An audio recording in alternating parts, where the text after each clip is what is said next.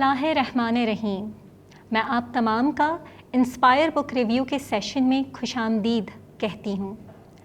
मैं आज जिस बुक के साथ आपके सामने हाजिर हुई हूँ उसके बारे में कहा जाता है, if you read but one book this year, doctor Frankl's book should be that one, जिसका टाइटल है man search for meaning.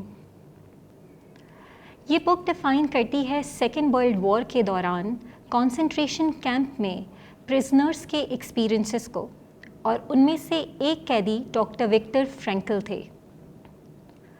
Doctor Victor Frankl का ताल्लुक जूइश फैमिली से था। डॉक्टर विक्टर फ्रैंकल न्यूरोलॉजिस्ट और साइकेट्रिस्ट थे। He was a holocaust survivor जिन्होंने 3 साल डिफरेंट कंसंट्रेशन कैंप्स में गुजारे। डॉक्टर विक्टर फ्रैंकल ऑथर हैं the man's search for knowledge book के। इनकी लेगेसी में हमारे पास लोगोथेरेपी है, जिसका ख़ास तौर पर influence in the field of psychiatry and psychology हमें नज़र आता है। ये बुक 2 हिस्सों पर मुश्तमिल है। पहला हिस्सा कंसंट्रेशन कैंप के एक्सपीरियंसेस के बारे में है और दूसरा हिस्सा डॉक्टर फ्रैंकल की थियरी यानी लोगोथेरेपी के बारे में है। पहले हिस्से के अंदर डॉक्टर फ्रैंकल अपने एक्सपीरियंसेस और अपने फेलो प्रिजनर्स के कंसंट्रेशन कैंप के एक्सपीरियंसेस को बयान करते हैं। ये बुक कोई खौफनाक टेल नहीं है उन सारे एक्सपीरियंसेस के बारे में, बल्कि ये बुक एक प्रोफाउंड एनालिसिस है डॉक्टर फ्रैंकल का उन तमाम एक्सपीरियंसेस के ऊपर जो उन्होंने कंसंट्रेशन कैंप में देखे और उनके फेलो प्रिजनर्स ने एक्सपीरियंस किए। इसके अलावा इसके सेकेंड हिस्से के अंदर आप देखेंगे कि डॉक्टर फ्रैंकल ने किस तरीके से अपनी थियरी लोगोथेरेपी को, जो एक फॉर्म ऑफ साइकोथेरेपी है, इंट्रोड्यूस किया है और इसकी इम्पोर्टेंस को लोगों को बताने की कोशिश की है। डॉक्टर विक्टर फ्रैंकल कहते हैं कि पहला फेज़ जो है वो शॉक का फेज़ होता है और तमाम प्रिजनर्स उस फेज़ से गुज़रते हैं, और वो इस तरीके से होता है कि even before reaching to the concentration camp आपसे आपका तमाम पोजेशन ले लिया जाता है। ना सिर्फ ये, बल्कि वो जो सफ़र होता है जो ट्रेन के थ्रू वो तय करते हैं और कंसंट्रेशन कैंप तक पहुंचते हैं, उस सफ़र में उन्हें जो भी गैस चैम्बर्स नज़र आते हैं, वॉच सेंटर्स नज़र आते हैं, सर्च लाइट्स, ये तमाम चीज़ें उन प्रिजनर्स को शॉक में डाल रही होती हैं। ना सिर्फ ये, बल्कि उनसे उनके तमाम कपड़े, उनकी क्लोथिंग, उनका फूड, तमाम चीज़ें जो उनके पास छोटी मोटी पोजेशन के तौर पर होती हैं, उनसे ले ली जाती हैं। इसी तरह डॉक्टर विक्टर फ्रैंकल के पास जो उनका पोजेशन था, उनकी एक मैन्यूस्क्रिप्ट, वो किताब जिस पर वो काम कर रहे थे, वो भी ले ली जाती है। डॉक्टर विक्टर फ्रैंकल इस एक्सपीरियंस को बहुत खूबसूरती से बताते हैं अपनी किताब के अंदर। वो कहते हैं कि मैंने अपने एक सीनियर से कहा कि काइंडली आप जो है वो मेरा ये पोजेशन मुझसे ना लें, लेकिन उसने मुझे पहले तो हैरत भरी निगाहों से देखा और फिर तंजिया और फिर गुस्से से मुझसे कहा कि अपना तमाम पोजेशन यहाँ रख लो। डॉक्टर विक्टर फ्रैंकल कहते हैं कि ये वो टाइम था जब मुझे पहली बार शॉक महसूस हुआ। डॉक्टर विक्टर फ्रैंकल इस एक्सपीरियंस को बताते हुए कहते हैं कि इस फर्स्ट स्टेज से लेकर सेकंड स्टेज के बीच में इंसान 2 तरह के फीलिंग से गुजरता है। पहली फीलिंग होती है क्यूरियोसिटी की, कि अब मेरे साथ आगे क्या होने वाला है, मेरे कपड़े, मुझे खाना नहीं दिया जा रहा है, वो तमाम चीज़ें जो मेरे सबसे ज़्यादा क्लोज़ हैं वो मुझसे ले ली गई हैं, ना मेरी फैमिली मेरे पास है, जितने लोग हैं ये सारे अनजान हैं। डॉक्टर विक्टर फ्रैंकल कहते हैं कि सेकंड फीलिंग जो आपको क्यूरियोसिटी के बाद होती है, वो होती है हैरत की फीलिंग। जब इंसान हैरत से गुज़रता है, वो ये सोचता है कि मेरे पास खाने को कुछ भी नहीं है, लेकिन फिर भी मैं सरवाइव कर रहा हूँ, और जितना खाना दिया जा रहा है वो सफिशिएंट नहीं है मेरी बॉडी की नीड के हिसाब से। इसके अलावा जो कपड़े दिए गए हैं वो इतने थिन हैं कि इस एक्सट्रीम वेदर में मेरी बॉडी शायद बहुत ज़्यादा इसके अंदर काम ना कर सके, लेकिन स्टिल फिर भी मेरी बॉडी काम कर रही है। ये होती है हैरत की फीलिंग, और इस फीलिंग के अंदर इंसान को ये महसूस होता है कि ये वो तमाम काम जो वो कभी नहीं कर सकता था, वो उसने कैसे कर लिए। यहाँ पर डॉक्टर विक्टर फ्रैंकल अपने रीडर को सोचने पर मजबूर करते हैं और कहते हैं ऐसा क्यों होता है। यानी इंसानी दिमाग जो है वो वायर इस तरीके से होता है कि वो कोई भी सिचुएशन में अपने आप को ढाल देता है और साथ ही साथ ह्यूमन बॉडी उस चीज़ को रिस्पॉन्स करने लगती है। डॉक्टर विक्टर फ्रैंकल यहाँ से बताते हैं कि ये वो स्टेट है जो आपको आपके सेकंड स्टेज की तरफ लेकर जाता है, जो कि स्टेज होता है एपैथी का, यानी लैक ऑफ फीलिंग्स और इमोशंस। लेकिन इस स्टेज में एंटर होने से पहले डॉक्टर विक्टर फ्रैंकल अपने रीडर्स को फिर सोचने पर मजबूर करते हैं कि वो बिहेवियर जो हमें नॉर्मल सिचुएशन में बहुत एबनॉर्मल लगते हैं, कि इतने लिमिटेड फूड के साथ, इतनी एक्सट्रीम वेदर कंडीशंस के साथ एक इंसान कैसे रह सकता है, अचानक से वो तमाम चीज़ें आपको नॉर्मल लगने लगती हैं। ये एबनॉर्मल बिहेवियर भी अब आपका नॉर्मल हो गया है इन एबनॉर्मल सिचुएशंस के अंदर। डॉक्टर विक्टर फ्रैंकल वहाँ कहते हैं कि ये वो स्टेट होता है जब इंसान एपैथी के अंदर एंटर होता है, यानी कि अपने सेकंड साइकोलॉजिकल रिएक्शन की तरफ। डॉक्टर विक्टर फ्रैंकल इस एपैथी के स्टेज को बयान करते हुए कहते हैं कि स्टेज के अंदर इस तरीके से कुछ होता है कि जहाँ पर इंसान तमाम इमोशंस को ख़त्म कर चुका होता है और वो इमोशंस कहीं ना कहीं उनके सेल्फ डिफेंस मैकेनिज़्म के तौर पर काम कर रहे होते हैं, क्योंकि वो सिचुएशंस इतनी वर्स्ट होती हैं कि वहाँ पर आप दूसरों के पेन को शायद फील भी नहीं कर सकते। वो अपना कुछ एक्सपीरियंस इस तरीके से बयान करते हैं कि कंसंट्रेशन कैंप के अंदर तमाम प्रिजनर्स को कुछ ना कुछ काम करना था। उसी दौरान डॉक्टर विक्टर फ्रैंकल को पेशेंट्स हट के अंदर भेजा जाता है और वहाँ उनको अपनी सर्विसेज देनी होती हैं एज अ डॉक्टर के तौर पर। डॉक्टर विक्टर फ्रैंकल कहते हैं मेरे एक पेशेंट की वहाँ डेथ हो जाती है और उसकी डेथ होने पर इंस्टेड के लोग रोएं, वहाँ पर जितने भी लोग थे वो आकर उसकी बॉडी से या तो उसका कोट ले रहे थे या फिर जो है वो उसके जूते ले रहे थे या फिर जो मेसी पोटैटोज़ उसके पास थे एज अ मील के तौर पर उसको निकाल कर लेकर जा रहे थे। और ये इसलिए क्योंकि वो अपने आप को कहीं ना कहीं सरवाइव करता हुआ देखना चाहते थे। वो चाहते थे कि वो यहाँ से निकल जाएं। इसीलिए किसी भी प्रिजनर के अंदर ये फीलिंग नहीं थी कि वो रोए इस चीज़ पर कि उसके आसपास ऐसा कुछ हो गया है। डॉक्टर विक्टर फ्रैंकल कहते हैं यहाँ पर कि ये ऐसा टाइम होता है जहाँ पर आपको फिज़िकल टॉर्चर्स अब टॉर्चर नहीं लगने लगते हैं, आपको मेंटल टॉर्चर्स एक्चुअली में टॉर्चर लगते हैं, क्योंकि आप इंसल्ट नहीं बर्दाश्त कर सकते और कहीं ना कहीं आपके लिए सोलेस जो है वो सिर्फ़ और सिर्फ आपके ड्रीम के अंदर है, जहाँ पर आप अपनी फैमिली से बात कर सकते हैं, आप अपने लव्ड वंस के साथ हैं, छोटी छोटी बेसिक नेसेसिटीज़ की डिज़ायर्स को आप वहाँ पर पूरा कर सकते हैं, जैसे खाना, अच्छा फूड, अपनी फैमिली के साथ बात करना। यहाँ पर डॉक्टर विक्टर फ्रैंकल कहते हैं कि ये जो कॉन्ट्रास्ट होता है ड्रीम इल्यूजन और रियलिटी के बीच में, ये बहुत ख़तरनाक होता है। यही कॉन्ट्रास्ट आपको मेंटल डिफॉर्मिटी की तरफ लेकर जाता है। कहीं ना कहीं आप इससे लैक ऑफ होप और कहीं ना कहीं लैक ऑफ करेज की तरफ जा रहे होते हैं, क्योंकि आपका इनर स्ट्रेंथ ऑटोमेटिकली ख़त्म हो जाता है। जो इल्यूजन आपको अच्छी ज़िंदगी दिखा रहा है, वहीं ये रियलिटी आपको कुछ और दिखा रही होती है। इस वक्त तक डॉक्टर विक्टर फ्रैंकल ने अपनी रियलिटी को एक्सेप्ट कर लिया था और डॉक्टर विक्टर फ्रैंकल ने कहा कि मैं उन तमाम पोजेशंस के बारे में सोचने लगा था जो इररिप्लेसेबल हैं, जैसे लव फॉर वाइफ। उन्होंने कहा कि मैं अपनी वाइफ के बारे में सोचने लगा और ये महसूस करने लगा कि जब इंसान आपके क्लोज नहीं होता, आपके साथ नहीं होता, तब आप उसको उससे ज़्यादा महसूस करते हैं। और फिर वहाँ पर वो बात करते हैं द आइडिया ऑफ लव की, कि लव किस तरीके से डार्केस्ट टाइम्स में भी आपको होप और करेज दे सकता है। फिर डॉक्टर विक्टर फ्रैंकल कहते हैं कि नेचर भी वही काम करता है। वो नेचर जिस पर आज से पहले उन्होंने अपनी ज़िंदगी में कभी गौर नहीं किया था, वो नेचर से आहिस्ता आहिस्ता बातचीत करना शुरू करते हैं। वो कहते हैं रोज़ सुबह अपने हट से निकलकर वर्किंग स्टेशन की तरफ जाते हुए मैं नेचर से बातचीत करता था। ऐसा लगता था जैसे नेचर मुझे मेरे सवालों के जवाबात दे रहा है, उसकी ब्यूटी मुझे अट्रैक्ट कर रही है। तीसरी जिस चीज़ की और जिस पोजेशन की वो बात करते हैं, वो कहते हैं कि एक ह्यूमन फीलिंग है ह्यूमर की, कि अगर आपको थोड़ा सा भी ह्यूमर मिलता है जो आपके पेन को, आपकी सफरिंग को सप्रेस कर सके, उसको ज़रूर एंजॉय करें। डॉक्टर विक्टर फ्रैंकल कहते हैं कि जो चौथी सबसे इम्पॉर्टेंट चीज़ है वो है मीनिंग ढूंढना।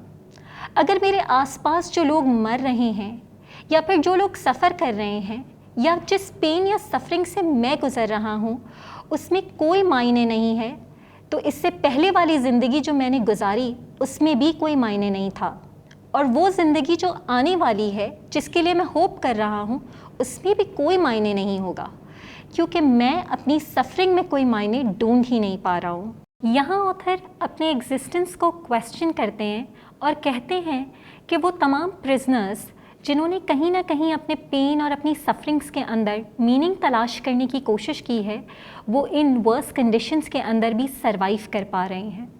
लेकिन वो तमाम प्रिजनर्स जिन्हें मीनिंग नज़र नहीं आती अपनी सफरिंग के अंदर, वो इस कंडीशंस को सरवाइव नहीं कर पा रहे थे। यहाँ पर डॉक्टर विक्टर फ्रैंकल एक एक्सपीरियंस को बयान करते हैं और उसे सपोर्ट करते हैं। ये कहते हैं कि एक दफ़ा फिर मुझे पेशेंट्स हट के अंदर कंसंट्रेशन कैंप में ड्यूटी मिली, जहाँ पर वो जाते हैं और वहाँ पर वो डिसाइड करते हैं, चूँकि वो हट कंसंट्रेशन कैंप के बाहर होता है, अपने दोस्त के साथ वो डिसाइड करते हैं कि जैसे ही उन्हें मौका मिलेगा वो यहाँ से फ़रार हो जाएंगे।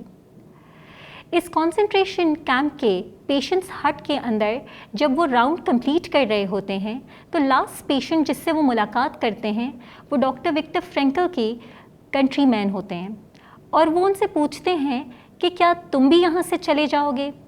जवाबन ऑथर उन्हें कहते हैं कि बिल्कुल, मैं भी यहाँ से जाने वाला हूँ।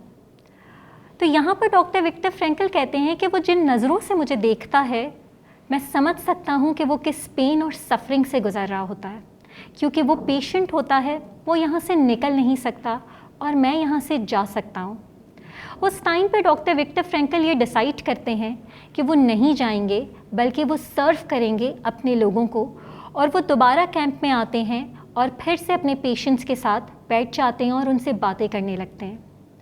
डॉक्टर विक्टर फ्रैंकल कहते हैं कि इन तमाम एक्सपीरियंसेस में मुझे कहीं ना कहीं लाइफ की मीनिंग नज़र आ रही थी, और वो मीनिंग मुझे मेरे फ्यूचर के लिए तैयार कर रही थी। वो मुझे ये कह रही थी कि आने वाला फ्यूचर बहुत ही बेहतर होगा, और मैं अपने फ्यूचर के बारे में बहुत होपफुल था। उसके बारे में सोच रहा था कि जब यूनिवर्सिटी में मैं बच्चों को पढ़ाऊँगा तो मैं उनको अपने पेन, अपनी सफरिंग के बारे में बताऊँगा, और जो एक्सपीरियंसेस से मैंने सीखा वो समझाने की कोशिश करूँगा। यहाँ डॉक्टर विक्टर फ्रैंकल अपने रीडर्स को फिर सोचने पर मजबूर करते हैं कि क्या फ्यूचर पे होप रखना या फ्यूचर पे यकीन रखना आसान होता है। और फिर वो कहते हैं कि ये बहुत मुश्किल होता है, क्योंकि जिस तरह की वर्स्ट सिचुएशन से प्रिजनर्स गुजर रहे होते हैं वहाँ पर ये एबनॉर्मल बिहेवियर भी आपको नॉर्मल लगने लगता है, जहाँ लोग सुसाइड के बारे में सोच रहे हैं। यहाँ पर डॉक्टर विक्टर फ्रैंकल फिर कहते हैं कि लोग लैक ऑफ फूड की वजह से नहीं मरते, लोग मरते हैं चूँकि उनके अंदर होप ख़त्म हो जाता है, या फिर उनके अंदर इनर स्ट्रेंथ, या फिर ये कहें कि उनका courage to fight against all the odds of life ख़त्म हो जाता है। यहाँ पर बहुत ब्यूटिफुली डॉक्टर विक्टर फ्रैंकल दोबारा कहते हैं कि it really did not matter what we expected from life but rather what life expected from us. फिर इस एक्सपीरियंस को फर्दर बयान करते हुए डॉक्टर विक्टर कहते हैं कि एक एक्सपीरियंस ऐसा भी आया जहाँ पर मैंने अपनी लाइफ के अंदर मीनिंग्स तो ढूंढना शुरू की, लेकिन साथ साथ मैंने अपने कैंप के जितने प्रिजनर्स थे उनको भी मोटिवेट करने की कोशिश की जहाँ मैं कर सकता था। उन्होंने एक सुसाइड केस के बारे में बात की कि दो प्रिजनर्स आपस में बैठे हुए थे और डिसाइड कर रहे थे कि वो इस दिन सुसाइड कर लेंगे, जिसमें से एक जो फादर था और उनका बेटा अब्रॉड में था, और दूसरा साइंटिस्ट था जो कि अपनी मैन्यूस्क्रिप्ट पे काम कर रहा था। डॉक्टर विक्टर फ्रैंकल ने ये कहा कि मैंने उस फादर से कहा कि क्या आपके बेटे की ज़िंदगी में कोई और आपकी जगह ले सकता है। मैंने उस साइंटिस्ट से ये कहा कि क्या आपकी जगह वो मैन्यूस्क्रिप्ट कोई और कंप्लीट कर सकता है। कहीं ना कहीं उन दोनों की ज़िंदगी में वो मीनिंग आ गई, और वो मीनिंग रिस्पॉन्सिबिलिटी के साथ आ गई, जो रिस्पॉन्सिबिलिटी ना सिर्फ अपने लिए थी बल्कि आसपास के लोगों के लिए और शायद कम्युनिटी की तरफ थी। यहाँ पर ऑथर एक जर्मन फ़िलासफ़र को कोट करते हुए कहते हैं, The one who knows why for his existence will be able to bear almost anyhow. Doctor Victor Frankl फिर कहते हैं कि ये एक्सपीरियंसेस आसान नहीं थे, लेकिन फिर वो दिन आया जब हम सब यहाँ से निकले और वो सर्वाइवर्स जो यहाँ से सक्सेसफुली निकल पाए उनकी तादाद बहुत कम थी। लेकिन फिर यहाँ पर बात करते हैं कि वो तीसरा फेस आता है साइकोलॉजिकल रिएक्शन का, जो कि होता है रीएडजस्टिंग टू फ्रीडम। यहाँ पर ऑथर कहते हैं कि दो तरह के एटीट्यूड हमें लोगों के अंदर नज़र आते हैं। एक वो ग्रुप ऑफ पीपल होता है जो अंडरस्टैंड करने की कोशिश कर रहा होता है कि ये तमाम एक्सपीरियंसेस क्या रहे और लिबरेशन हमें क्या सिखा रही है, और एक दूसरा ग्रुप वो होता है जो अपने अंदर एक अजीब सी बिटरनेस और अनहैप्पीनेस को लाता है। ऑथर कहते हैं कि वो इसलिए होता है क्योंकि कहीं ना कहीं वो रजिस्टर नहीं कर पा रहे होते हैं कि उनकी लाइफ में फ्रीडम का मतलब क्या है, या फिर कहीं फ्रीडम का मतलब उनकी ज़िंदगियों से ख़त्म हो चुका होता है। सडनली जब आप किसी को किसी मेंटल प्रेशर से रिलीज़ करेंगे तो ऑटोमेटिकली वो मेंटल डिफॉर्मिटी की तरफ या फिर अनहैप्पीनेस की तरफ चला जाता है। यहाँ पर डॉक्टर विक्टर फ्रैंकल अपने रीडर्स को सोचने पर मजबूर करते हैं कि चाहे सिचुएशन कोई भी हो, चाहे कितनी ही सफरिंग, कितना ही पेन क्यों ना हो, चाहे कितनी ही कंडीशंस ख़राब क्यों ना हो, लेकिन फ्रीडम ऑफ चॉइस हमेशा आपके पास रहती है। उस सिचुएशन में आपने किस तरीके से रिएक्ट करना है वो आपके अपने ऊपर डिपेंड करता है। आप शायद सिचुएशन को या फेट को चेंज नहीं कर सकते, लेकिन अपने एटीट्यूड को उसकी तरफ चेंज कर सकते हैं। डॉक्टर विक्टर फ्रैंकल इस एक्सपीरियंस को बहुत खूबसूरती से बयान करते हैं। वो कहते हैं कि जैसे ही हम आज़ाद हो जाते हैं, कंसंट्रेशन कैंप से बाहर आ जाते हैं, लेकिन अब हम अपने कंट्रीज़ की तरफ मूव नहीं हुए हैं, हम उसी एरिया में हैं। और वहाँ पर वो कहते हैं कि मैं और मेरा दोस्त एक दिन ऐसे ही सफ़र पर निकल गए, और उस सफ़र में मेरे दोस्त मुझे खींचकर एक फील्ड क्रॉप की तरफ ले जाता है, जो कि बिल्कुल यंग क्रॉप होती है। तो मैं अपने दोस्त से कहता हूँ कि अगर हम उस फील्ड के ऊपर चलेंगे तो कहीं ना कहीं वो ख़त्म हो जाएगी या बर्बाद हो जाएगी। तो वो दोस्त मुझे सामने से कहता है कि क्या हमारे साथ जो हुआ वो कम था, जो हमने सफ़र किया वो क्या कम था, जो हमने बर्दाश्त किया वो काफ़ी नहीं था। तो आज जब हमने सफ़र किया है तो दूसरे भी इसके लिए सफ़र करें। तो यहाँ पर डॉक्टर विक्टर फ्रैंकल इस बात की तरफ निशानदेही करते हैं कि जब आप किसी को अचानक से मेंटल प्रेशर से बाहर निकालते हैं, यानी ऑपरेशन से बाहर निकालते हैं, तो कहीं ना कहीं जो ऑप्रेस्ड हो रहा होता है वो बाद में ऑप्रेसर बन जाता है, क्योंकि वो सोचता है कि वो तमाम सिचुएशन, वो तमाम लोग इस बात के लिए रिस्पॉन्सिबल हैं जहाँ से वो गुजरा है। यहाँ पर डॉक्टर विक्टर फ्रैंकल अपने first half of the book को ख़त्म करते हैं और सेकेंड हाफ की तरफ मूव करते हैं, जहाँ पर वो बात करते हैं लोगोथेरेपी की। लोगोथेरेपी का मतलब है कि अपनी ज़िंदगी में मीनिंग ढूंढना। और वहाँ पर डॉक्टर विक्टर फ्रैंकल कहते हैं कि अक्सर लोग एग्जिस्टेंशियल फ्रस्ट्रेशन से गुज़रते हैं, और वो इसलिए गुज़रते हैं क्योंकि उनकी ज़िंदगी में कोई मायने नहीं होता। उनका गोल होता है कि वो एक टेंशनलेस स्टेट की तरफ पहुँचे। लेकिन यहाँ पर डॉक्टर विक्टर फ्रैंकल कहते हैं कि कभी भी आप टेंशनलेस स्टेट, सफरिंग, पेन के स्टेट पे नहीं पहुँच सकते हैं। आपको हमेशा स्ट्रगल करना है, स्ट्राइव करना है वर्थवाइल गोल के लिए। फिर ऑथर कहते हैं कि यह आसान नहीं है कि हमें अपनी लाइफ में मीनिंग मिल जाए, और ये मीनिंग ना होने की वजह से इंसान अक्सर बोर्डम, एंग्शियस और डिप्रेशन का शिकार होता है। फिर डॉक्टर विक्टर फ्रैंकल कहते हैं कि क्या ये मीनिंग हर इंसान के लिए सिमिलर है? नहीं, शायद नहीं है। हर इंसान की meaning of life is very different. वो डे टू डे बेसिस पे, आवर टू आवर बेसिस पे, सिचुएशन टू सिचुएशन के बेसिस पे डिफ़र करती है एक दूसरे से। लेकिन वो क्या 3 तरीके हैं जिसके थ्रू हम अपनी मीनिंग तक पहुंच सकते हैं? तो यहाँ पर डॉक्टर विक्टर फ्रैंकल कहते हैं कि बाय डूइंग वर्क और हॉबीज़, वो काम जो आपको पसंद है, वो काम को करने से आप अपनी मीनिंग की तरफ पहुंच सकते हैं। सेकंड तरीका वो बताते हैं बाय एक्सपीरियंसिंग लव और पीपल, कि जब आप लव को या लोगों को एक्सपीरियंस करते हैं तो आप शायद उस मीनिंग तक पहुंच सकते हैं, क्योंकि लव एक ऐसी फीलिंग है जो आपको बियॉन्ड ले जाती है आपके एक्सपीरियंसेस के। फिर आपको शायद आपके बिलवड का हमेशा आपके सामने होना ज़रूरी नहीं, वो आपको ये समझाती है कि वो जो पेन आपने सफ़र किया है शायद दूसरे भी उस पेन से गुज़र रहे हैं, और आप इस सिचुएशन के अंदर उन्हें कैसे कंसोल कर सकते हैं। थर्ड और most important, your attitude towards suffering, कि आपका क्या एटीट्यूड है अपनी सफरिंग के अंदर। यहाँ पर डॉक्टर विक्टर फ्रैंकल कहते हैं कि मैं शायद रो सकता था कि मेरा एक पोजेशन, मेरा फर्स्ट मैन्यूस्क्रिप्ट जिसके ऊपर मैं काम कर रहा था, वो भी मुझसे ले लिया गया, लेकिन मैंने नहीं रोया, बल्कि मैं थैंकफुल था उस ज़िंदगी के लिए जो मुझे मिली, जिसने मुझे मजबूर किया कि मैं ये सोचूं कि इस ज़िंदगी का क्या मतलब है और मेरा पर्पस ऑफ लाइफ क्या है। अगर इस बुक को हम देखें तो इस बुक की बहुत सारी स्ट्रेंथ्स हैं, लेकिन एक स्ट्रेंथ जो मुझे बेहद अच्छी लगी कि ये बुक है अबाउट रेजिलियंस एंड करेज। ये बुक हमें खौफनाक टेल नहीं बताती है, ना तो ये बताती है कि कंसंट्रेशन कैंप में कितना बुरा एक्सपीरियंस रहा प्रिजनर्स के साथ, बल्कि हर वक्त ये बुक आपको ये सोचने पर मजबूर करती है कि किस तरीके से इतनी वर्स्ट सिचुएशंस में भी इंसान होपफुल हो सकता है, इंसान अपने फ्यूचर के बारे में सोच सकता है, अपने गोल के बारे में सोच सकता है, अपनी लाइफ में छोटी छोटी इवेंट्स से अपने मीनिंग्स को ड्राइव कर सकता है। दूसरा, जिस तरीके से विक्टर फ्रैंकल ने अपने एनालिसिस को बयान किया है, हर छोटे से छोटे एक्सपीरियंस के बाद वो अपनी एनालिसिस बयान कर रहे हैं एक साइकेट्रिस्ट की तरह। वो बताना चाह रहे हैं कि किस तरीके से हर इवेंट के पीछे कोई ना कोई मीनिंग है और इंसान इस तरीके से ही रिएक्ट करता है। वो एनालिसिस अपने आप में ही बहुत पावरफुल और इंस्पायरिंग है। एरियाज ऑफ कंसिडरेशन की अगर तरफ हम देखें तो शायद हर प्रिजनर का ये एक्सपीरियंस नहीं था, क्योंकि ये बुक सिर्फ और सिर्फ डॉक्टर विक्टर फ्रैंकल और उनके फेलो प्रिजनर्स के एक्सपीरियंस पर मुबनी है।